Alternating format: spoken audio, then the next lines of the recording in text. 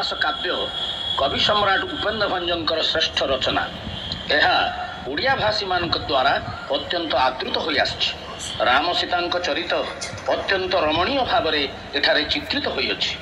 ତୁଳସୀ ଦାସଙ୍କ ରାମଚରିତ ମାନସ ହିନ୍ଦୀ ଭାଷୀମାନଙ୍କ ପକ୍ଷରେ ଯେପରି ଆଦୃତ, ଓଡ଼ିଶାରେ ପଞ୍ଚସଖା ମଧ୍ୟରୁ ଅନ୍ୟତମ ବଳରାମ ଦାସଙ୍କ ରଚିତ ଦାଣ୍ଡି ରାମାୟଣ ସେହିଭଳି ଆଦର ଲାଭ କରିଥାଏ।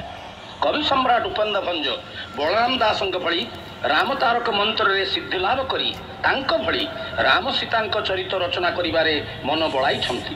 ଏହାକୁ ସେ ଗୋଟିଏ ବୃତ୍ତରେ ରଚନା ନ କରି ବିଭିନ୍ନ ବୃତ୍ତରେ ବର୍ଣ୍ଣନା କରିଛନ୍ତି। ଏହି ବୃତ୍ତ ବା କବିତା ଆବୃତ୍ତିର ରୀତିକୁ ସେ ସଙ୍ଗୀତମୟ କରିଛନ୍ତି। ଏହି ବୃତ୍ତ ବା ଆବୃତ୍ତି କରିବା ରୀତି ସଂସ୍କୃତରେ ଛନ୍ଦ ଓ ଇଂରାଜୀରେ ମିଟର ଭାବେ ପରିଚିତ। ସଙ୍ଗୀତମୟ ହୋଇ ଛନ୍ଦ ଓଡ଼ିଶାରେ ଛାନ୍ଦ ଭାବେ ପରିଚିତ ଓ ଭାରତବର୍ଷର ଅନ୍ୟ କେଉଁ ସମସାମୟିକ ଭାଷାରେ ଛନ୍ଦ ବା ଛାନ୍ଦ ଭଳି ସଙ୍ଗୀତମୟ କବିତା ନାହିଁ। ବିଭିନ୍ନ ରାଗରେ ରଚିତ ଛାନ୍ଦ ଓଡ଼ିଶାର ବୈଶିଷ୍ଟ୍ୟ ଓ ଗର୍ବ। ଉପେନ୍ଦ୍ର ଭଞ୍ଜଙ୍କର ଜେଜେବାପା ଘୁମୁସରର ରାଜା ତଥା କବି ଧନଞ୍ଜୟ ଭଞ୍ଜ ରଘୁନାଥ ବିଳାସ ରଚନା କରି ସେଥିରେ ଏହିଭଳି ଛାନ୍ଦ ବ୍ୟବହାର କରିଛନ୍ତି ଓ ପ୍ରଭୁ ଶ୍ରୀରାମଙ୍କୁ ସୀତା ପ୍ରେମ ରସିକ ସଂସାରୀ ଭାବେ ଚିତ୍ର କରିଛନ୍ତି।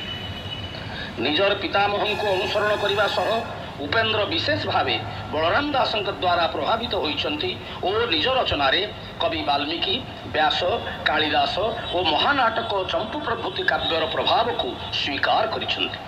ବୈଦେଶ ବିଳାସରେ ସେ ନିଜକୁ ବୀରବର ଉପାଧି ପ୍ରାପ୍ତ ବୋଲି ପରିଚିତ କରିଛନ୍ତି। ତାଙ୍କ ବଂଶର ଇଷ୍ଟଦେବୀ ଦୁର୍ଗା, ତାଙ୍କ ରାଜ୍ୟର କୁଲାଡ଼ଗଡ଼ରେ ଦୁର୍ଗା ସ୍ୱରୂପିଣୀ ବ୍ୟାଘ୍ରଦେବୀଙ୍କ ସାଧନା କରିବା ସହ ସେ ବୈଦେଶ ବିଳାସରେ କହିଛନ୍ତି, ବୀରବର ଉପଇନ୍ଦ୍ର ଭଞ୍ଜ ମୋର ନାମ, ବାର ବାର ସେବାରେ ମୋ ନାଇଁ ସୀତାରାମ, ବିଚିତ୍ର କବିତ୍ୱ ମାର୍ଗେ ପ୍ରସରିଲା ବୁଦ୍ଧି, ବିରଚିଲି ରାମାୟଣ ଏମ ବଡ଼ ସିଦ୍ଧି। ପ୍ରତ୍ୟେକ ଧାଡ଼ି ବ ଅକ୍ଷରରେ ଆରମ୍ଭ ହୋଇଥିବା ଏହି ବୈଦେଶ ବିଳାସ କିନ୍ତୁ ପାରମ୍ପାରିକ ରାମାୟଣ ନୁହେଁ। ଅନ୍ୟ ରାମାୟଣ ଭଳି ଏଥିରେ ସୀତା ବନବାସ ନାହିଁ।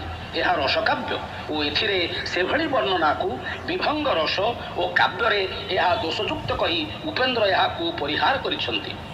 କାବ୍ୟ ରଚନାରେ ବିଚିତ୍ର ମାର୍ଗ ଅଳଙ୍କାର ପ୍ରୟୋଗର ଚାତୁରୀ ଭାବେ ପରିଚିତ। ଉପେନ୍ଦ୍ର ଭଞ୍ଜ ସଂସ୍କୃତ ସାହିତ୍ୟରେ ବର୍ଣ୍ଣିତ ସମସ୍ତ ପ୍ରକାର ଅଳଙ୍କାର ବ୍ୟବହାର କରି ପ୍ରକାଶ ବୈଚିତ୍ର୍ୟରେ ନିଜର ପୂର୍ବବର୍ତ୍ତୀମାନଙ୍କୁ ଟପି ଯାଇ ଓଡ଼ିଆ ଭାଷାର ଗୌରବ ବୃଦ୍ଧି କରିଛନ୍ତି। ଅପ୍ରଚଳିତ, ପ୍ରଚଳିତ, ଜାବନିକ ତଥା ବହୁ ଅର୍ଥ ଥିବା ଶବ୍ଦ ପ୍ରୟୋଗ କରି ସେ ଭାଷାକୁ ସମୃଦ୍ଧ କରିଛନ୍ତି।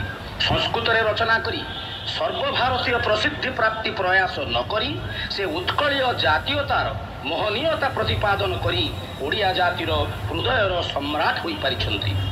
ପରମ ବ୍ରହ୍ମ, ପତିତ ପାବନ, କରୁଣାନିଧି, ବିଶ୍ୱବ୍ୟାପୀ, ଅନ୍ତର୍ଯାମୀ ପ୍ରଭୃତି ବିଶେଷଣ ପ୍ରୟୋଗ ଦ୍ୱାରା ଭଞ୍ଜ ରାମଙ୍କ ପ୍ରକୃତ ସ୍ୱରୂପ ସୂଚାଇବା ସଙ୍ଗେ ତାଙ୍କୁ ଏକନିଷ୍ଠ ଦାମ୍ପତ୍ୟ ପ୍ରେମର ପ୍ରତୀକ ଭାବରେ ଚିତ୍ର କରିଛନ୍ତି। ଏତେ ରାମାୟଣ ଥିବା ସତ୍ତ୍ୱେ ଭଞ୍ଜୀୟ ରାମାୟଣ ବୈଦେଶ ବିଳାସର ନିଜସ୍ୱ ଜ୍ୟୋତି ବା ବୈଶିଷ୍ଟ୍ୟ ଏହା ହିଁ। ମହାକାବ୍ୟ ବୈଦେଶ ବିଳାସ ଆରମ୍ଭ ହୋଇଛି ମଙ୍ଗଳାଚରଣ, ବନ୍ଦଇ ଦିନ ବାନ୍ଧବ ହରି ପ୍ରଭୃତି ଦୁଇ ପଦରେ, ଯାହାର 108 ଅର୍ଥ ବୋଲି ଜନଶ୍ରୁତି।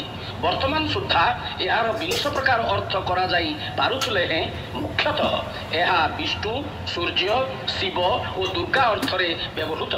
ସାଧାରଣଙ୍କ ପାଇଁ ପ୍ରଭୁ ପରମ ବ୍ରହ୍ମ ଦିନ ଅର୍ଥାତ୍ ଦରିଦ୍ର ବାନ୍ଧବ, ସେ ପୁଣି ସୂର୍ଯ୍ୟ ଅର୍ଥରେ ଦିନ ବା ଦିବସ ବାନ୍ଧବ ଏବଂ ସେ ପୁଣି ଦିନ ବାନ୍ଧବ ଅର୍ଥାତ୍ ଶ୍ମଶାନ ବନ୍ଧୁ, ସେ ଶିବ।